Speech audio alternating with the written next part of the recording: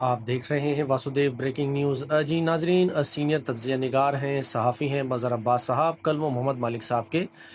Programme میں شرکت کیے ہوئے تھے، جہاں پر منیب فاروق صاحب اور نصرت جاوید صاحب بھی پینل میں موجود تھے۔ تو بحث اس وقت یہ چل رہی ہے کہ رانا سنور صاحب نے آج سے 2 دن قبل ایک بیان دیا، جس میں وہ کہتے ہیں کہ عمران خان اس راستے پر چل پڑا ہے اور مجھے نہیں لگتا کہ عمران خان جلدی رہا ہوں گے، وہ 14 سال کی اپنی سزا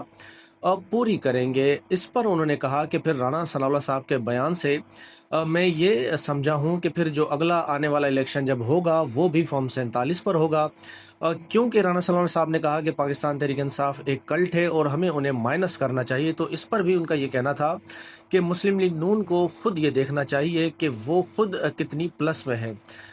اس وقت مسلم لیگ بظاہر حکومت میں تو ہے، لیکن مظہر عباس صاحب کہتے ہیں کہ ان کے ہاتھ میں کچھ بھی نہیں۔ جب وہ چاہتے ہیں کوئی قانون سازی کرانا، یعنی 27ویں ترمیم بھی آ جائے گی، 28ویں ترمیم بھی آ جائے گی، پر انہیں کچھ معلوم نہ ہوگا، ان کے ہاتھ میں کچھ نہ ہوگا۔ اس کا مطلب وہ یہی کہتے ہیں کہ جو پارلیمنٹ ہے وہ اس وقت ربر اسٹیمپ ہے، کمپرومائزڈ ہے، انہیں کچھ پتہ نہیں چلتا۔ جو لوگ ڈمی ہوتے ہیں وہ ڈمی ہی رہتے ہیں، وہ پلس میں نہیں آتے۔ اس طرح کا وہ اظہار خیال کر رہے تھے۔ باقی رانا صلی اللہ صاحب کے بیان کے بعد، وہ بیان جب آیا ہے جب شانگلہ میں مری میں نواز شریف صاحب، مریم نواز صاحبہ اور شہباز شریف صاحب اور دیگر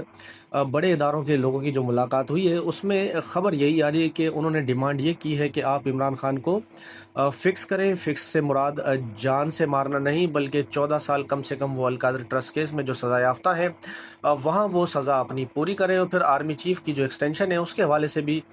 بات یہ چل رہی ہے کہ کیا ان کو 2 سال کی ایکسٹینشن دیں گے یا پورے 5 سال کی، کیونکہ نیا قانون جب بنا تھا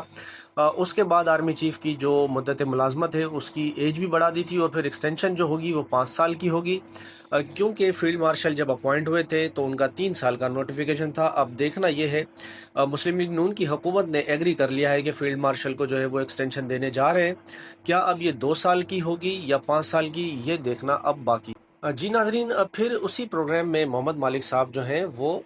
خود میزبان ہیں، اینکر پرسن ہیں۔ انہوں نے بھی کہا کہ مجھے ایسا لگتا ہے کہ شانگلہ میں جو یہ میٹنگ ہوئی ہے حالیہ